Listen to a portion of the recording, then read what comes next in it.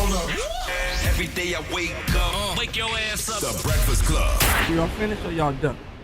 Morning, everybody. It's DJ NV, Jess Hilarious, Charlamagne the Guy. We are the Breakfast Club. Loren LoRosa's here as well. And we got a special guest today on her birthday. Celebrating the birthday. That's right. Absolutely. Miss Joy and Reid. Welcome. Thank you. How you feeling this morning? I'm feeling so good on my birthday because, look, I woke up looking fully made up, and I just woke up like this. I just woke up and I just was fully made up and ready to go. It's my birthday. 25 years old today. 25. Right. Isn't it amazing? Right. Woo. How do you celebrate 3 days, Joe?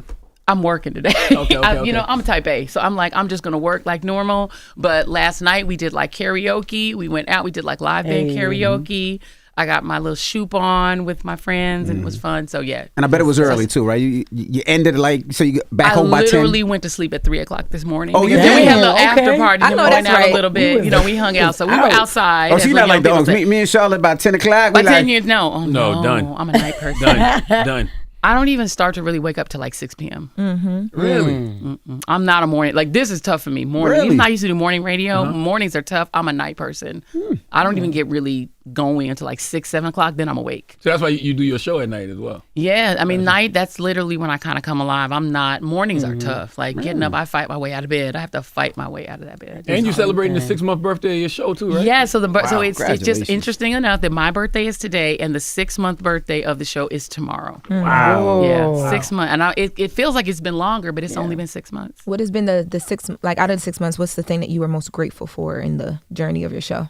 The support, like, I mean, you know, because when you leave like a sort of formal corporate media situation, you have no idea whether people are, you know, were really interested in the station and following the station or following you. And I'm just grateful for the love and support that we've gotten. Not only the people who've been willing to come on, but just the fact that people are like responding to it. I'm beyond grateful. How has the independence been, though? I love it, especially now because this corporate media world is getting worse. It's getting harder for people to really kind of express themselves and be yourself. And I feel like it's not going in a good direction, you know? And so I'm just grateful to be free to do what I do, say what I want to say, and not worry about like a corporate overseer. I feel good about that. Do you think the attacks, one last one. Do you think the attacks increased?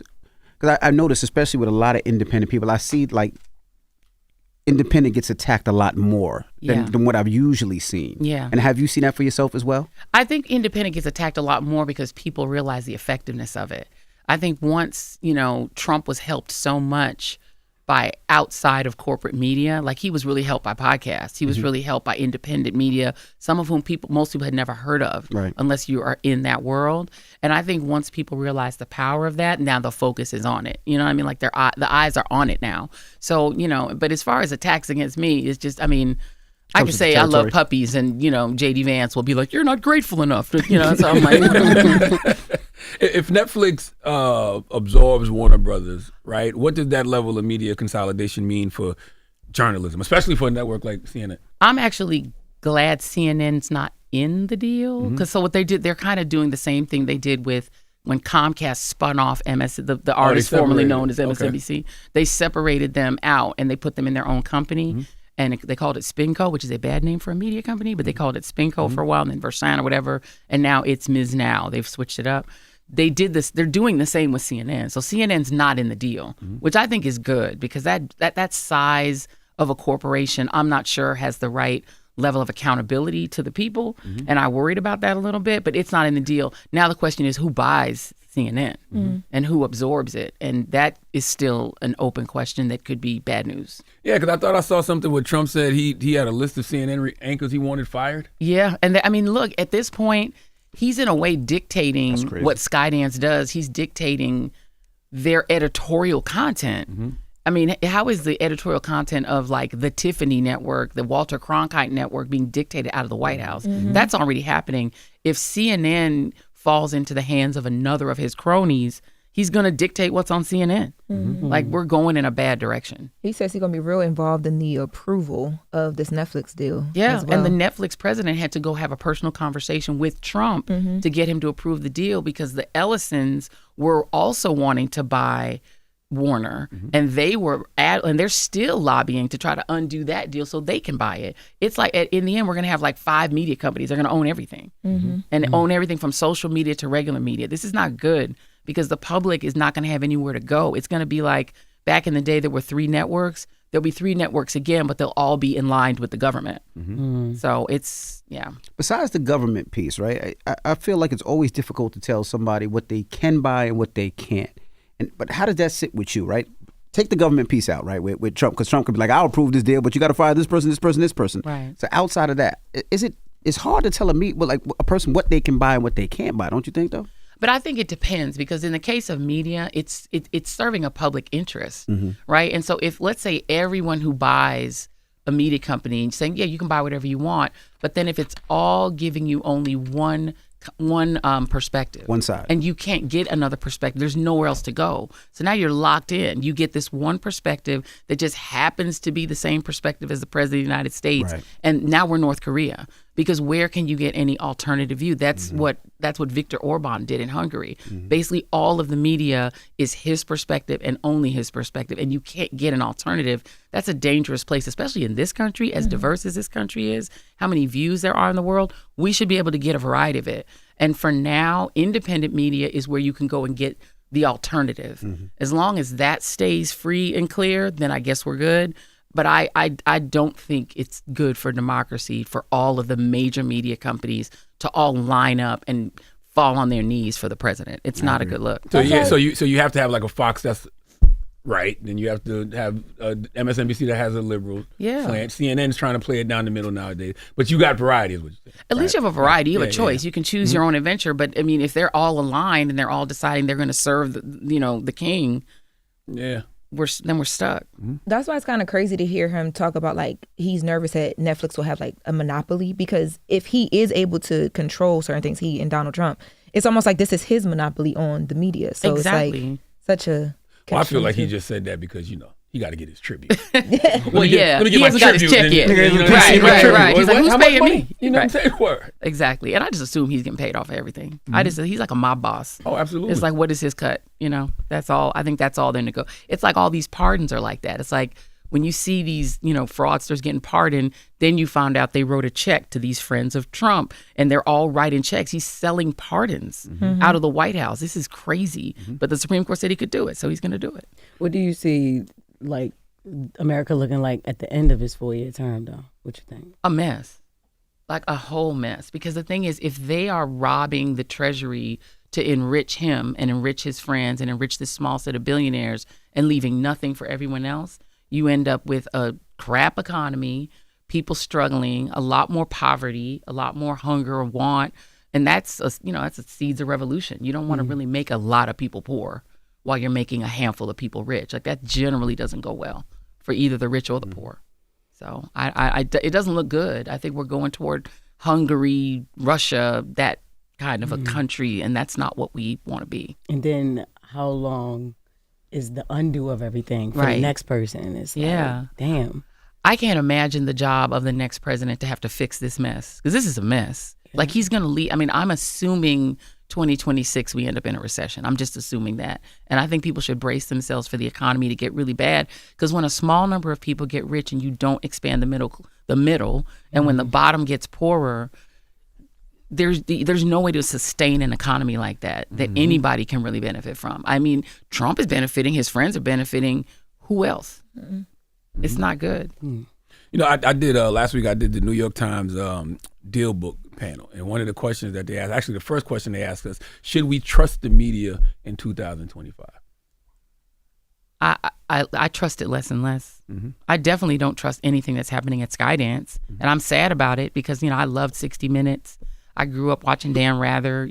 Like I felt like I worked at NBC, but I felt like CBS was a strong, solid news operation. I question it now. When I see something coming out of that network, I'm not sure I believe it. I'm not sure I wholly trust it. And I think their editorial decisions now are political, whereas I think it was a lie that they were political before. I think that the right just didn't like what they were saying, but I don't think they were political. And I briefly worked at CBS and Standards and Practices. They were not political. But I think they are now, and that's not good. I don't necessarily trust it, no. I think with everything that's happening, like you're talking about the independent media, like the new reign of media, there's going to be a lot more of that. But like what I always think about is like when you work on television, you know, you have like FCC and all these like governing.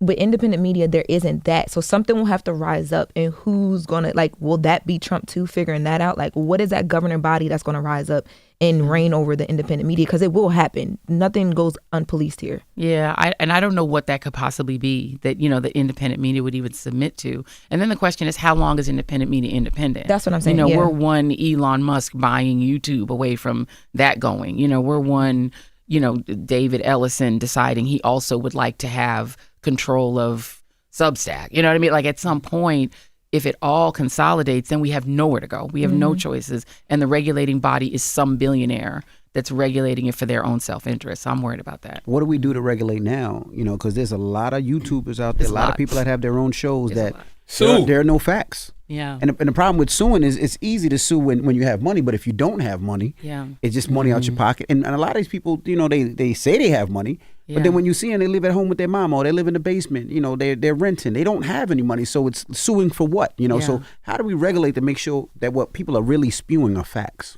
I mean, it's impossible. And I think people that are the consumers of it, this is in a way what they want. People want to hear their own opinion reflected back to them, and that's what they're getting. You know, I even think about the Candace Owens thing. This lady is out there way out on a limb with this French president and his wife, like way out on a limb. And she does not, there's no regulating body to stop her from saying it. So she's just saying it and digging herself deeper and deeper. At a certain point, she's going to get, you know, it's going to be financially impractical for her to continue to do this. Well, she getting sued right now. She getting sued. I mean, can she continue to afford to fight the president of France? But like, how long said that she wanted it? this to happen this way because if it gets to like a court or whatever, you'll have to, certain things will have to be laid out on the table, and she thinks that's where the truth that supports what she's saying will come out. Does she really think that, But or is this just like a money making effort? Yeah, and the thing is, even if they do prove what she's saying, why? Like, what is what's the point? point? I don't understand the fight. Is this a crime? Like, is it a What crime does it matter? that what she's saying is true? Is it a crime over there in France? Like, you know, it's all for clicks, and that's the thing that does scare me. Is that some of the content isn't for truth or fact. It's just for clicks. It's just for attention, and the attention economy is the economy. And the way that she makes money is that she just gets attention to her content, and that's a bad incentive. It's a bad incentive for the truth. It's a bad incentive if you care about facts. None of these things are good. Like none of the incentives are good right now. It's all bad. That and AI, right? Like I seen a video trending this weekend. These NYPD cops were arresting ICE agents. Yes, right? And it looked so real, but you know it couldn't have happened. So but it was real. like it was trending, and people were leaving comments. Yeah, that's what more cops need to do. And I'm like, this is AI, guys. Like it's hard to see the real in AI. Yeah, like you can't tell. You can't tell. What is the music artist that's like? It's a gospel artist that's like #1 on the gospel charts, but it's not a human. But what's her name? We just spoke like about Zanaya something. Yeah, this is crazy. She does like R&B as well, but they've been saying her voice is like anointed, and she's like an AI. Yeah, she is heard AI. the music? I don't want to hear it. Oh, like yeah. I'm I like, this is listened and it getting was- frightening. Yeah. Like, you know what I mean? Like, we don't even have real artists. We have, like you said, you have things that people are like hanging their hat on. This, you know, ICE is going to get arrested by the NYPD, thinking it's real, and it looks so real. Now, when we get to elections next year, how much of that content is going to be real? We've already had politicians used in fake AI, you know, commercials, and it's not them. They can make you say anything, make you do anything. Like, it's very hard to tell. It's very hard to tell. So now we all have to be experts in figuring out whether the humans we see on TV are human. That's crazy. And then they can use it another way too, like for things that actually, like that humans are actually doing, and then they can use AI to cover it up. Like, I mean, that's the reverse. You of think it. about Hollywood, so many artists are out of work because they can just replace them with robots, with AI. Like, AI is eating up opportunity. Like, it's eating up, you know, people's professions. You know, like my daughter's an artist. She won't even post on Instagram because AI starts scraping all of your art. Yeah. And all of a sudden it's using it to create art that has no human owner and no human creator. I saw, I was at Art Basel this weekend. There was a exhibition that was all AI. Like the guy gives his emotion. He paints all these deceased people from his past, like family members and stuff like that. They had machines strapped to like these canvases. And I was like, who's giving a direction? They said he put his emotions and stuff into the tech product, whatever it is, and then AI creates all the drawings. How do you put your emotions into a machine? I think Exactly. I don't know, but I was like, this is crazy. Like I was just watching it draw people's faces. Like, Like, it's horrible. So if voters can't tell what's real anymore, can democracy even function in the age of AI? I don't know how. I'm concerned. Like, you know what I mean? I mean, it's going to have to. We have to figure out a way for it to function. We're too big of a country with too many people. A revolution here would be horrendous and bloody. You know, 350 million Americans. And, you know, we already have AI assisted and, you know, sort of machine assisted deportation. Like, you've got this surveillance company that nobody knows anything about, that nobody had heard of at Palantir, that's helping surveil us. Like, we're being surveilled through our phones.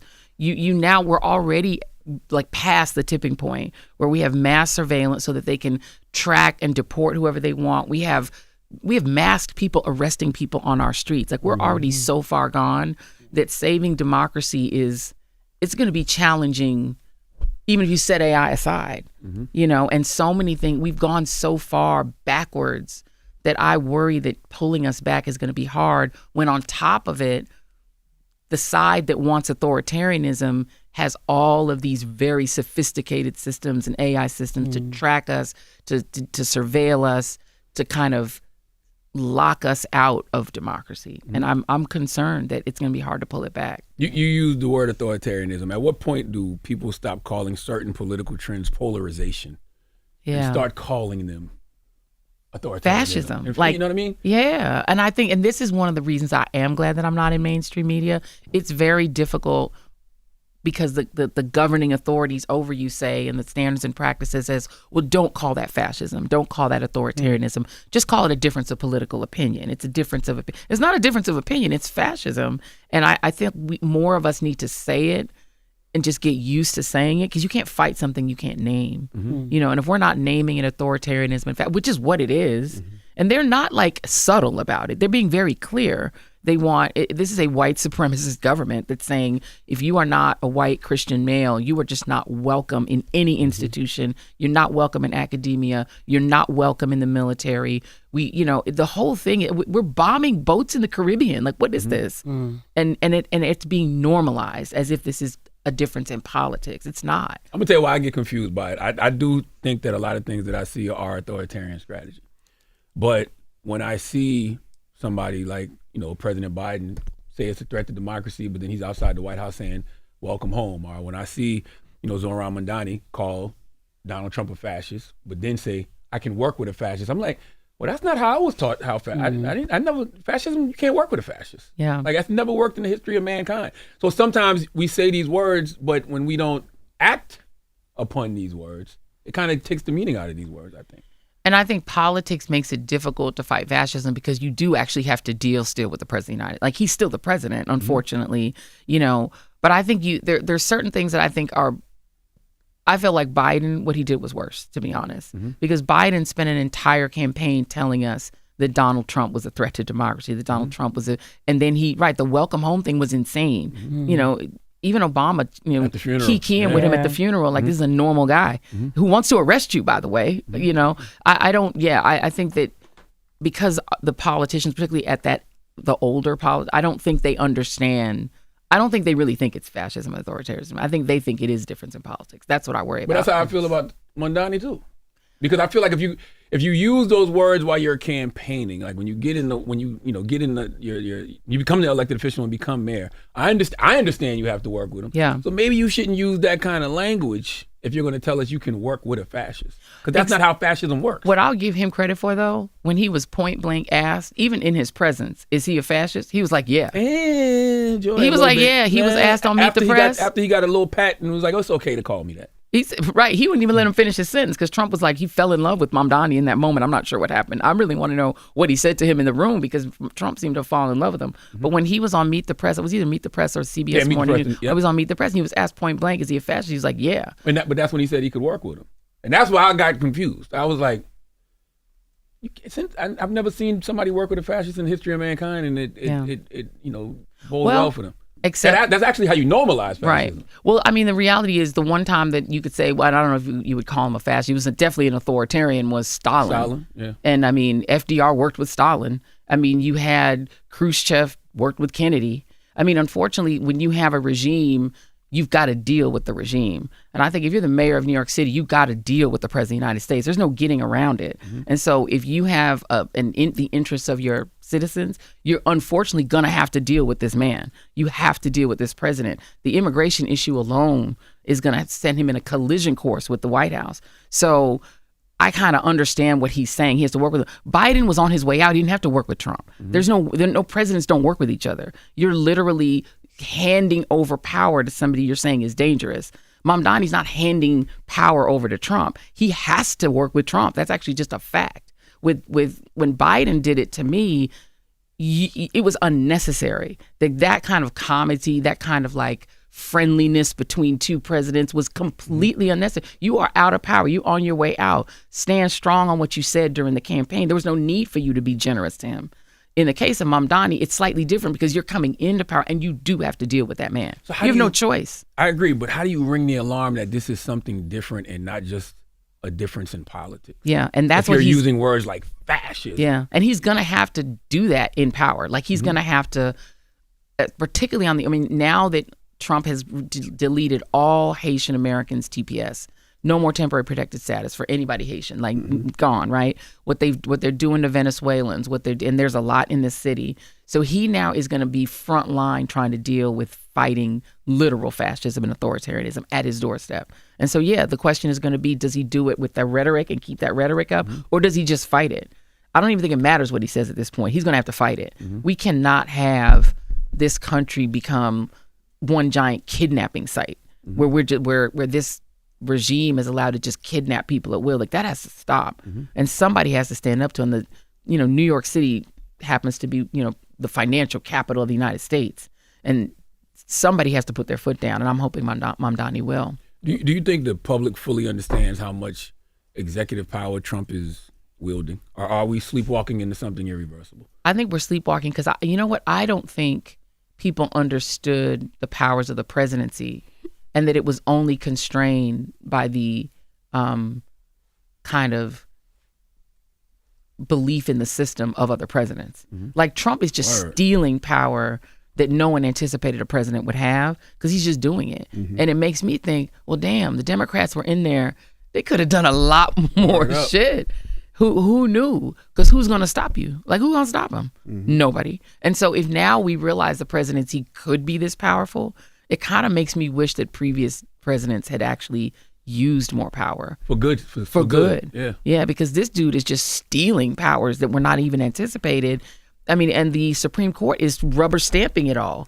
So it's like, oh, shit, it turns out Obama should have just put 13 seats on the Supreme Court and, put, I wonder what we could have done had previous presidents realized how much power they could have wielded. Now, if another Democrat goes in office, do you think another Democratic president will use his power? They have to. Do you think that they will, or do you think they will? I don't want to go against what the Constitution says. Unfortunately, I think it's that. Yeah, I think so too. I don't think Democrats believe in use. I think they're afraid to wield power the way that Trump is wielding power. They think that he is outside the norm, and they're going to want to bring it back to the norm. That's how we ended up with Merrick Garland, who did nothing for 4 years. Even Biden on the way out. Like, if I'm on my way out, nah, I'm going to pardon everybody that needs to be pardoned. I'm going to make sure everybody, what you going to do? What you going to do? You hate me anyway? You hate me anyway. You hate me anyway. And it's like he did a select few pardons. There's so much more he could have done on his way out. But instead, he's trying to welcome home the next president. I don't want to go too far. Even so, I worry that Democrats just small c constitutionally are not built to do what they need to do when they come back. You said a name just now. I'm sorry, Loren. You said a name just now, and this person needs a lot more smoke than he ever gets, and that's Merrick Garland. Oh my God! Like, I don't know why Merrick Garland escapes the smoke. I don't understand why he escapes the smoke. Even the Epstein files thing. I'm like, wait a minute. You tell me 9 months into this administration, the podcast guys are claiming they caught the bomb. Now, I don't know if this young man is the person that put the pipe bombs in DC. I don't know. But I know they said we solved the case in 9 months. Merrick Garland was there for 4 years. What were you doing? The Epstein files. Merrick, what were you doing? For 4 years, you had the same evidence, the same files. Why did you release them? Like, he took a year and a half to even start investigating Trump for January 6th. Yeah. He did an insurrection, and he's like, let me start at the bottom. I'm going to arrest the cab driver who drove down to be in the insurrection, and I'll work my way up to the one who owned a beauty salon, and then I'll work my way. It took him a year and a half to get to Trump. This man had classified documents at his house for 18 months while they were begging, please, will you bring him back? Ask nicely, bring him back. Merrick Garland did, to me, nothing for 4 years. He might as well not have been there. And when President Biden left the White House, he said he should have hired a different attorney general that would have went after Trump a lot sooner. I'm like, well, damn. Why did you fire him then? Exactly. Why did you fire him? I mean, between that and sitting there while a genocide happened under your watch, and that, I mean, that Biden owns that. So I think about that Biden presidency as just 1 4-year lost opportunity. Love the infrastructure bill, but other than that, it's like, what did you do with your time? While Trump is running roughshod over the Constitution, he sat there. I need 60 votes to get anything done. It does make you. And I remember you used to say this during the time. It's like, it's frustrating when Democrats say I can't. And I was even one who said, they don't have 60 votes in the Senate. But now I'm realizing they didn't need them. Word up. Word. They literally could have just run. I mean, who knew? I don't think a lot of people didn't know. We had Congressman Al Green here, and we asked him, like, did you know a president could wield this much power beforehand? And he was like, no. And I'm a lawyer. So if Congressman Al Green don't know, how are we supposed to know? We didn't know. I mean, and I thought I was pretty conversant in the Constitution, but Trump, I mean, we thought the emoluments clause was real. Wasn't real. You know, you can sell pardons. Who knew? Like, they're literally, he's doing everything you think would be a criminal offense in the White House with the Supreme Court of the United States literally rubber stamping it. So I guess if you're a Republican, you can do it. Well, maybe this stuff is a crime, but the Supreme Court gave them that presidential immunity. Because they're Republicans and they want Republicans to win. Yeah, so I wonder if before the presidential, see, this is crazy. This is the fact that we're even having this conversation. I wonder if before the presidential immunity was this stuff illegal. It had to have been illegal, but I only think it's being allowed because they're Republicans and he's a Republican. And if you know anything about John Roberts, you know he's a Republican first and foremost. He does not believe in the Voting Rights Act, never has. And these are the outcomes he wants. They want a king. They're monarchists. They don't believe in democracy. They want a monarchy. They just want it to be a Republican monarchy. Because I promise if a Democrat was doing this, they would say none of that's legal. But they want that, but do they want that person to be Trump? Because I feel like there's certain things that he does that even on the Republican side, they're like, hold up, wait. Like, I think they want the time, like the overall control of what you're talking about, but I don't know if they really want it to be like Trump. Like, I know Charlamagne's talked about that before, like them trying to move him out the way and kind of take back and get back to what the Republican Party used to be like. He's the perfect, he is the perfect useful idiot for people like the Project 2025 authors. He's ideal. Like, he's even better than Bush. Because you want somebody that's not too smart necessarily, but that beguiles the base. The base loves Trump. There's something about him that they just love his style. They love the way he talks, the way he does his, geriatric dance. They love it. They love it. And because the base loves it, you can slide a lot of stuff past them that hurt them. You can hurt these people and they'll love it. They'll thank you for it because they like him. So he's perfect. And Bush was like that. Like, people were like, man, Bush is dumb. That was perfect. Because the right wanted to do massive tax cuts. They wanted to do surveillance. They started that surveillance under him. They wanted to do foreign wars for money, wars for oil. Bush is the perfect foil because he's just a goof that Americans on the right loved. Trump is that times 10 plus a celebrity. So I think they'll keep Trump around as long as they can. They might weekend at Bernie's him to keep him around because he's the perfect useful idiot basically for what they want. Damn. The base loves it. And so you can think about what you're sliding past these people. You're taking their cattle farms and making them bankrupt. You sliding tariffs that make everything expensive. You're destroying people economically. And they're thanking you for it because they love Trump. So I think they want Trump forever if they could keep him. What do you I'm switching gears. I want to talk about Puffy for a second, right? Oh my God! I go there. That's a big gear. That was first. But they're the same person. Second, third, She said they're the same person. Oh no, because that stuff me. gets exhausting. And we talk about that all day. Trump, Diddy are the same person? I used to call Trump the Puffy of politics for years. I would call him the Puffy of politics, and nobody ever understood why. They the same person. Damn. If you think about it. I can see what you mean by that. Like the arrogance. The arrogance, and then they don't have a specific talent, their talent is using the people with talent to get what they want. Right? Like Puffy's not a producer. He's not. Right. No. He hires producers, doesn't pay them, makes them sign NDAs, but he takes the credit, and then he goes on and says, I like that on the song. And now he's also the artist. So what is all this with him in the, we've seen him like direct people how to do this, how to sing it this way, and that, just how it sounds phonetically and how it's coming. Like, that's not a producer. Yeah, I think the Puffy not having no talent thing is kind of a little stretch. Because we've seen him pick songs and be like, yo, I want to turn this into such and such record. Or like, oh, no, he's a marketing genius. Yeah. So is Trump.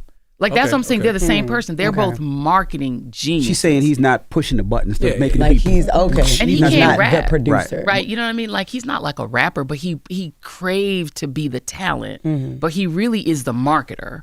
But it's like when the marketer wants to be the product, and he fought, to me, to the death of a lot of people to get to be the talent when he's actually the marketer. And he's a genius at that. I'm going to give him credit for that. But it's in terms of it's like he had this great envy of the talented artists that he saw around him, especially Tupac. Yeah. And he wanted to be Tupac, like beloved like Tupac, talented like Tupac. He wanted to be Biggie instead of just market Biggie. Yeah. And it's like he fought his way through a lot of dead bodies to be the artist. It's so tragic on so many levels. And it was brilliantly done. Yeah, it was great. And I mean, he is an executive. Like, he was able to find talent, put talent together, and make those. But as far as being an actual producer, somebody who sits there, plugs in the keyboard, that wasn't him. He never said he wasn't. What do you think it says about America that a documentary about Diddy, and even black culture too, that can dominate Netflix at a moment when like black history is being restricted in schools? And, I just saw Trump get rid of Martin Luther King Jr. and Juneteenth at parks and replace it with him. Like what does this say? What does that say? It's so amazing to me because I've been noticing when I've been scrolling through Netflix, it's a lot of content that's not black, and it's like it's all white cast and everything. But the number one thing on there is this documentary about this black man in other countries too, not just here. Not just here. So it's like they don't want us to be centered, but we're still centered. Because black folks make culture. Like American culture without black people is just stale, like secondary European culture, And so they don't want us, but they need us. Yeah. Because look at this thing dominating. It's amazing, and it's a fascinating, well done story. Like it was. Would that cultural power ever translate into political power? You think? I hope so. But I think we actually have to think differently too. You know what I mean? Like, I love Magic Johnson, but it's great to shop for kids for Christmas, but did it have to be Target? In a moment when we're trying to stand up for our dignity against companies like Target that don't respect us, it's disappointing, that he would lean into Target in this moment. You know what I mean? We're not was Magic in Target shopping? Break down what happened. So his foundation, they do a thing where they shop for holiday gifts for kids, which is wonderful. And it's great that they do that. And they've been doing it for probably a few years, but it's with Target. And so in this moment, it's like, ooh, does it have to be with Target specifically? And maybe they just had a multi-year deal. I have no idea. But it's just, we're not unified enough to turn it into political power, I think. We're not on the same page enough, If we could marshal $1 trillion+ in economic power and we were together and we had a plan, we would be unstoppable, but I just don't think we're there. I wish we were. I would love us to be there. So do you think, because there's been a debate about if 50 Cent is wrong for being a part of the doc as a black man, do you think that's wrong or right? I think it's wrong what Puffy allegedly did. I think the things he did allegedly were horrific. And I think those things had to come out. It didn't help us to like hide what we knew about R. Kelly. You know what I mean? Who did that help? It just hurt little young girls. And so, it didn't help for on the other side people to hide what they knew about Epstein and let him roll. So I think we have to expose the things in our culture that are hurting us. Because that wasn't helping anybody. Where's Mace's money? But Craig Mack died with no money. Like, that's not right. But let me ask you a question. So I agree with you. I think that you should expose. I think people should see. But my question, and I think this was the hardest thing for me, right? And people, whatever, call me a glazer for Diddy, but it's not true. My problem was what he was convicted of, what he was found guilty of. The time that he got, is that too much? Because he was hiring a prostitute, well, allegedly, right? But usually the prostitute gets time and the pimp gets time. And the John usually gets a slap on the wrist, community service, and they have to go to some course for whatever, sex, whatever. But in this case, it seems like the crime, I guess the time doesn't fit the crime. So I think the same, and I want to say it's the same exact. He was convicted of the same thing Epstein was. You know what I mean? Like I think they used. I believe in both cases. It was Mann Act kind of. Well, Epstein wasn't convicted of the Mann Act. Okay. Epstein was convicted of basically soliciting, and so was Puffy. So versions of that, right? And I think those cases were mischarged in both of those cases. I think the prosecutors failed the victims in both of those cases. Epstein should have not been convicted of some sort of solicitation of prostitution. Those girls weren't prostitutes; they were children. Yeah, you know, they were kids, but they were sort of portrayed as prostitutes. Yeah, Epstein was charged with sex trafficking of minors. Sex trafficking of Diddy minors. was charged, but he was charged with sex Mann trafficking of minors the second time federally in Florida when he was actually convicted. He was convicted of basically a solicitation charge. Then he was federally charged with trafficking and never, obviously because he never made it to trial. But that was his original conviction, and then Puffy's conviction here, what he was. They almost overcharged it and undercharged it. You know what I mean? They were never going to prove RICO. Like that just didn't seem like they could prove that. But I also think they failed. There were real victims here. Yeah. And I just don't think they charged him with the right things. I don't think it makes Puffy innocent because I don't think he was innocent. Right. I don't think he was innocent. But it seems like for what he was charged with, what he was found guilty of. Yeah. It just seems a lot worse than what he's doing time for. I thought he came off good. I thought he got off easy. After me watching the doc, I'm like.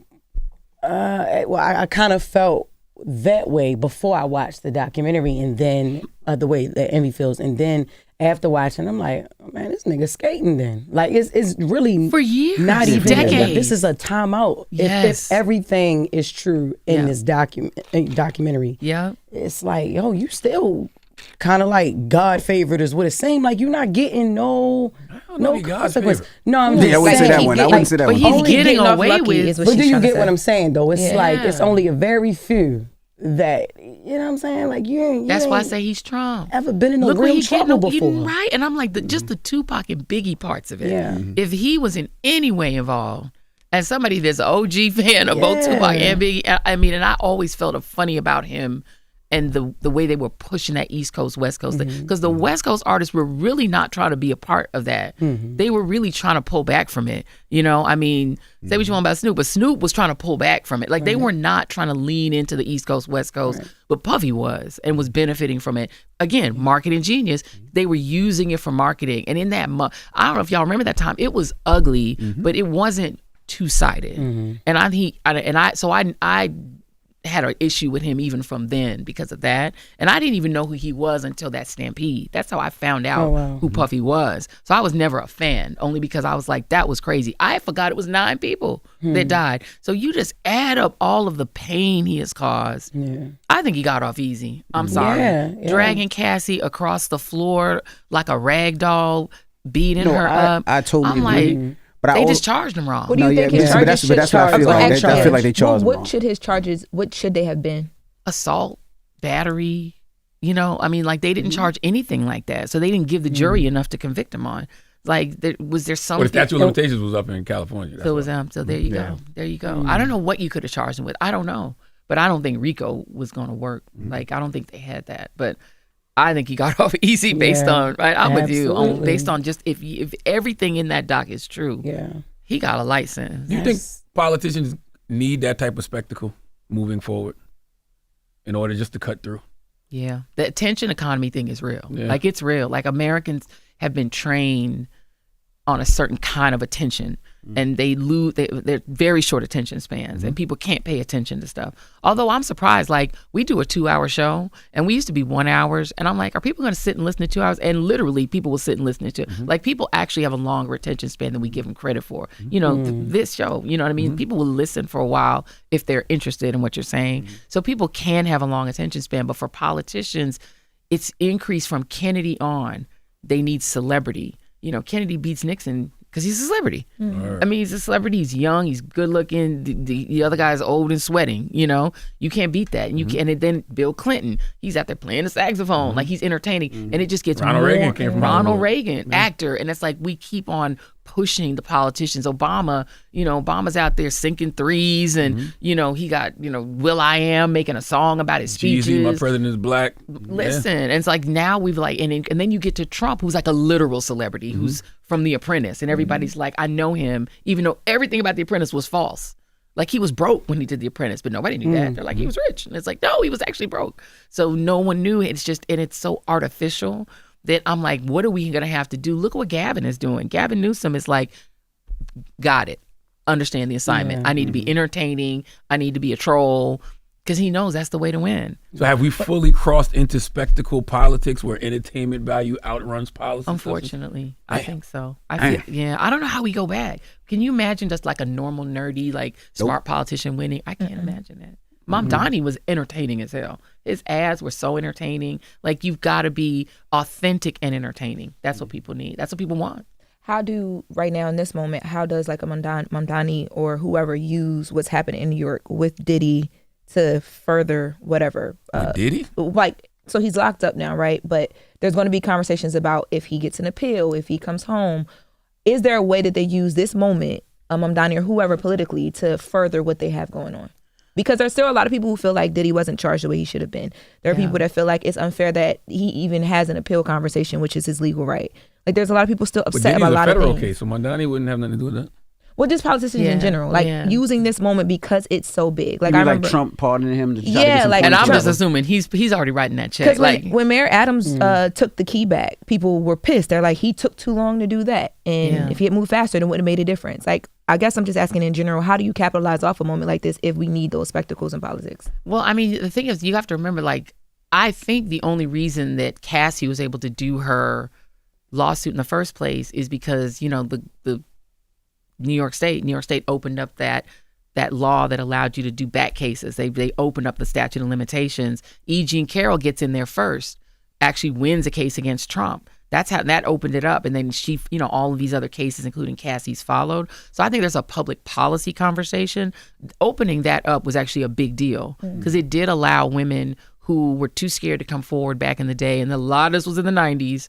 A lot of this was in that era when it was kind of open season on women in entertainment, unfortunately. But they were able to then get their cases heard because they were from the 90s.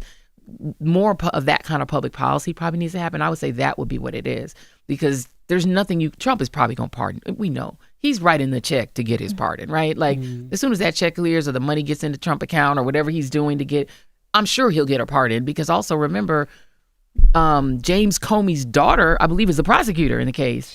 She was fired after. And she was fired. That's what made me think of it, because I thought about the fact that during it she was fired. That didn't work out well for the DAs in New York. It made them look stupid. But at the same time, Trump hates the Comeys so much that he would almost pardon him just to right, just to crap on her. Like, I could see it, So I'm assuming he gets a pardon. There's probably nothing we could do. The question for me, culturally, does he get to come back? Come back as what? Well, Yeah, I don't know what he could come back at. Yeah. That was my question. I asked, and I'm like, what does he do when he comes home? Yeah, what does he do? Come back. Come back. I don't know. Yeah, I don't know what he could come back as. Because if you think about it, it was the liquor that kept him very relevant. For a long time. That's Then rap. Revolt. That's gone. That's gone. Yeah, it wasn't the music. I don't know what he could. I really don't know what he could do. I have no idea. I really don't know Jokingly, I heard somebody say, and they just said it jokingly, like a few years ago. It was a few months ago. One of the celebrities was like, if he got to start his own church, like literally, and it was a joke, but I mean, that's the only thing. He just got to turn completely toward Trump cabinet? Christ. He could do porn. Somebody said that to me too. They was like, "Yo, he might as well lean OnlyFans. all the way into it. Start a website that's like an OnlyFans. Call it Bad Boy, and people on there just doing wild, freaky stuff. Yeah. I don't know. But I will say too that as a culture, we're very forgiving when it comes to people. Yeah. After And I a think while, celebrity- people forgive people quick. They Definitely. forget what people do. You see the jury? Like, The jury was Diddy like a was a super little fan. Child, She was like a super she fan. was getting on my damn nerves. On my last I'm like, nerve. how I'm did like, she what's even- wrong with you? The girl, the black juror. girl. I think she was yeah. number 3 or whatever. She was. Yeah. She was such a fan, and my thing is like, how was she able to stay on the jury? The jury. But even the jurors that, like the other guy in the doc who said he didn't know who it was, and during jury selection, they were asking celebrity names, trying to make sure that like you didn't know as much or see how much you knew. In my mind, I'm thinking, even if you walk in here not knowing who he is, if all of this is happening, you can tell they're going out their way to make sure you don't understand the celebrity, you're going to start being like, okay, what's the celebrity? And they're not sequestered. They're going yeah. home, and everybody's like, oh my, the case you're on it. You know what I mean? Like, they didn't even sequester the jury. Like, they built that for him. Yeah. But that's what I'm saying. That is the level of privilege he had. That he literally, he's been getting away with stuff so long. He knew he would. I mean, the fact that you have cameras following you around every day and then don't think you should pay them. Yeah. That was crazy. That's super. How You think audacious is that? How? That's crazy. Like, that's a level of arrogance that's insane. Yeah, because we wouldn't even have this doc Come if you just on. would have paid the videographer. Just pay the videographer. Like, do you not understand that they own that footage? So it's like just the arrogance. So I don't know whether he would come back, but I think he would have I feel like he would have the balls to try to come back. Oh, yeah. I could see him trying to And he just. still got such a fan base. People are like hating 50 Cent. People are not believing anything. Like, No, and 50 Cent didn't make the film. right, Like, right. it's not 50 Cent is the executive He producer. just He didn't produced make it, the yeah. film. But like that man got a strong cult fan But base. how do you monetize that is what I'm saying. Like, you know what I'm saying? Like, I don't know what he could do for money. Like, yeah, I know people can still like him, but what could he Right. do for money? I don't know. I think there's going to be something like visually, like he's going to try to do like a whole, here's what my life was like, here's what I've learned, because people will watch. So wherever you can get money off of like A people viewing documentary of it. his own from Yeah. his side of the story. Has he ever not had an ego?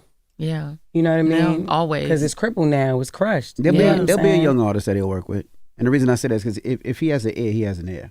He'll just be behind the scenes. You'll never see him in the face, and you'll look up and Diddy ain't put out no, But he also no has like music in so 100 long. lawsuits. The Love The Like, Love album Diddy. was cool. I'm talking about like breaking the You new know? artist. Like, Oh, He'll Well, there's he'll gonna have to be he'll an have to get artist back to like it. who's gay as the Dickens. Like it's gonna have to be somebody boy. who's like not afraid. Like let's get freaky. Is it the guy's gonna have to be a young gay guy who has been taking it, you know? And that is because you can't scare a person like that. But who also with doesn't his tactics. worry about getting paid. I mean, the piece Oh, about yeah, him well, not that part, yeah. paying his people, the producers that do. I mean, like, can you imagine you produce a whole album and you got $67 in your bank account? And, or you happen to ask. Shut up, man. Right, or when Craig Mack had to ask, you said 60. Stupid. Yes, that Craig The Mack part. $100 Craig Mack having Yes. to ask him for $100 is humiliating. You have a Grammy nomination. Like he was not. When I want to say maybe the worst part, the Tupac Biggie thing shook me for like I lost sleep over it. But when that sister that was in that Diddy Dirty Money said, I need $5,000 Kalina, yeah. to try to hold on to my child, and he said, can't help you, and then I'm doing went back something to else. her. Came back like Yeah. a week later and said, "Hey, I need you to do this for me." And then even had the balls to tell her, I know you would jump in a casket if a nigga was to die right now. And she said, yeah. And she did. Yeah, and that goes to what Envy's talking about is the celebrity thing of it. And I also think because even in court, like people would testify and then be at the end like, but I still love him. There's this weird, I don't know, it's like the celebrity and the lifestyle that he's afforded a lot of people. I think people hold on to it. It's a very weird attachment. Yeah. It's a childhood memory too, though, right? Because you figure for a lot of people, the 90s and 2000s is the year they grew up, so they remember so much of it, right? Even like you look at R. Kelly, the worst stuff that R. Kelly did.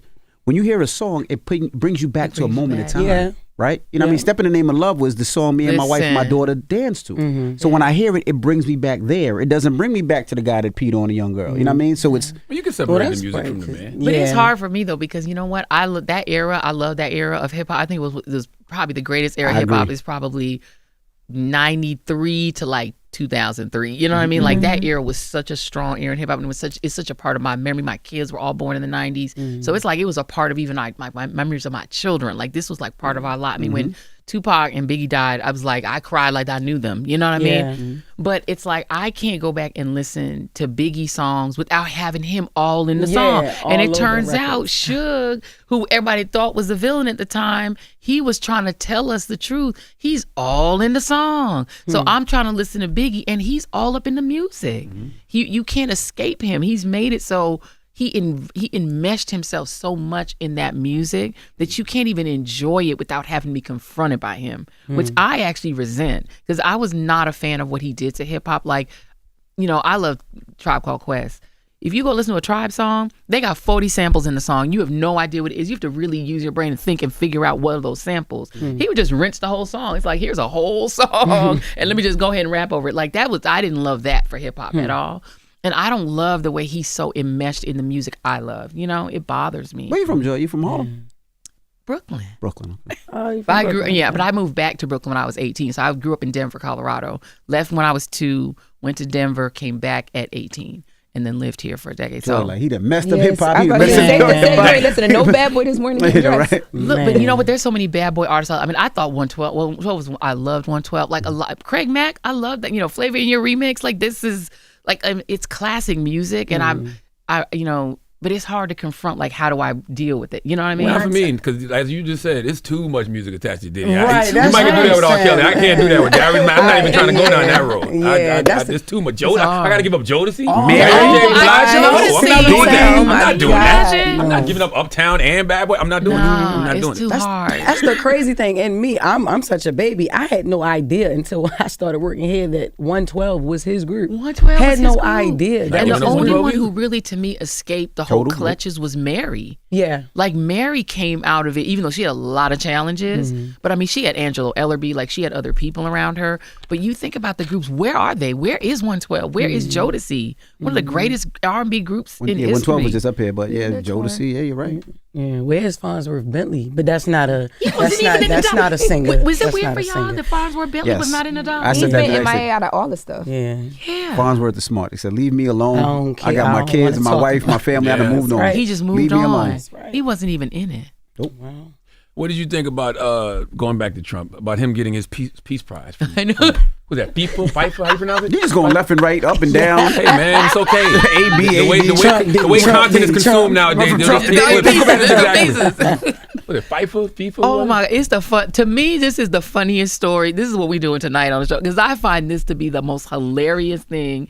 This poor man is living his bucket list. I'm like, I don't know if he's sick or not well, but he really is doing like a bucket list thing where he's like, I have all these things I want to be a billionaire. They're like, here, man, have some crypto. Like they're just feeding him stuff on his bucket list to make him happy because they just want him to just be happy so he stay and play in traffic while they run the country, right?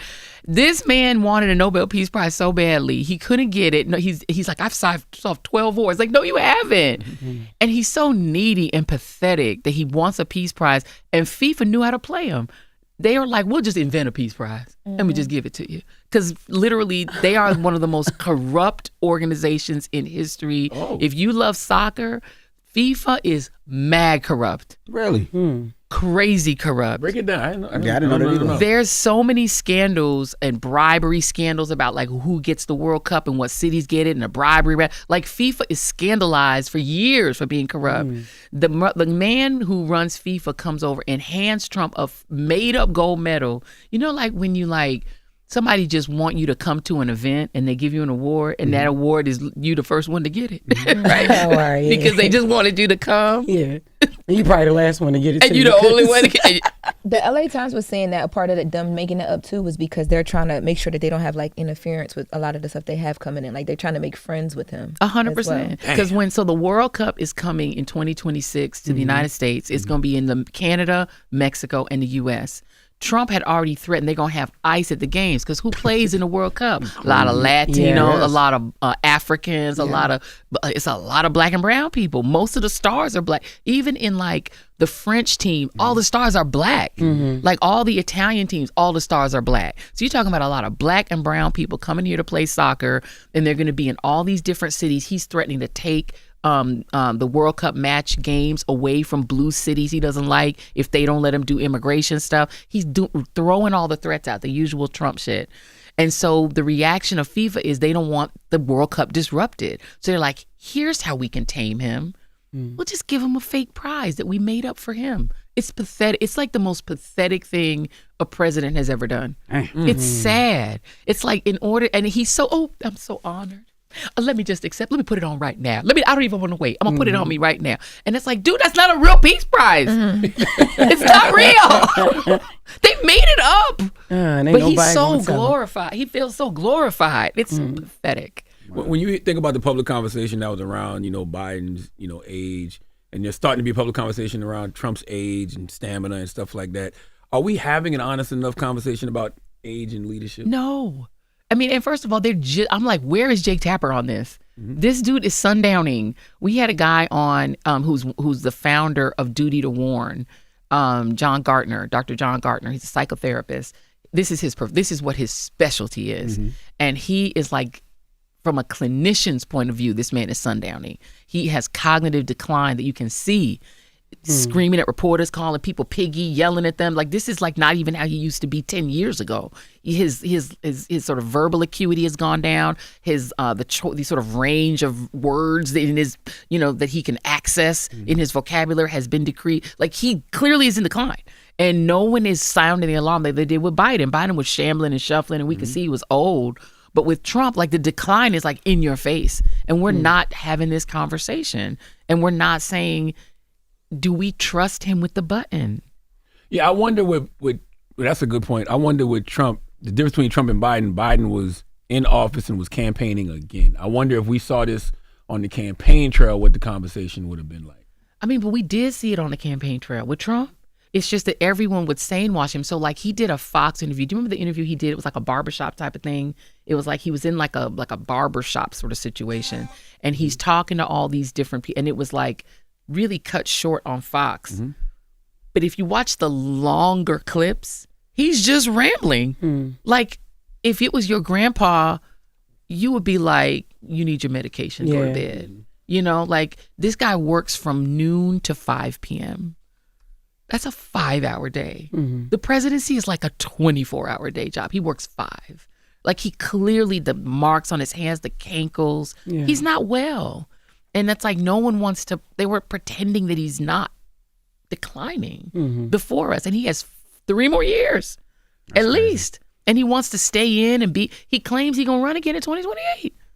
Which to me is another ridiculous conversation. Like, I don't even think people should be entertaining that conversation. Like, that's when I get mad at media, because I'm like, stop having that conversation. Let people know this cannot happen. Can't happen. It's unconstitutional. Right. It's against the law for this to happen. Except if he just stayed in office, who gonna check him, boo? But I would hope the military. But that's the thing. Saying that he can't do it. What other things that we not know that he can't do, that he just doing them. So it's like, that's what I worry about. Some people are scared. Maybe he is going to run again. Because, by law, you can't run more than twice, right? You cannot run. He can't even run as vice president because he would be eligible to be president if anything happened to the president. Like, he can't do any of it. But my question is, maybe he just stays. I mean, the last time he tried, if you think about what he did in 2021, he didn't try to run again. He just tried to not leave. Yeah. So, I mean, he did try this before, and now he got away with that, pardoned all the people who helped him he tried to just not leave. So why wouldn't he try it again now that he's been affirmed by the Supreme Court that there was nothing wrong with that, that he cannot commit a crime, that he can kill someone with SEAL Team 6 and he literally is killing boats with SEAL Team 6, which is what the Supreme Court said he could do. They said he could sell pardons. He's doing that, we think. I mean, I don't know if he's selling them, but somebody's transacting money for pardons to happen. He's doing whatever he wants. So if he decides, I'm going to repeat my 2021 thing and just not leave, who's going to check him, boo? I'm just wondering who's going to be that person that's going to check him. I'm not sure. Not the Supreme Court. Won't they just be like, we read the Constitution and we realized that maybe Trump could just stay? Like, are they going to stop him? That's what I'm saying. So we're just in the early stages of democratic collapse. Yeah. And I just go to happy hour. What are we going to do? Lord have mercy. Happy birthday. Happy birthday, Joy. Thank you. Happy birthday, Joy. Thank you. And you can check out Joy and Reid show Monday, Wednesday, and Friday, 6 to 8 p.m. And wish her happy birthday while she's stressing us out. Lord have mercy. Man, thank you for joining us. This was fun. See, this is a perfect way to start my birthday. Stress them other folks out with me. So you can join me in my stress. And where can they watch the show, Joy? They can watch it on YouTube at thejoyreidshow.com. And your Substack? Simple. The Substack is joyannereid.com. Okay. All right. It's the Breakfast Club. Good morning. Hold up. Every day I wake up. Wake your ass up. The Breakfast Club. Y'all finished or y'all done?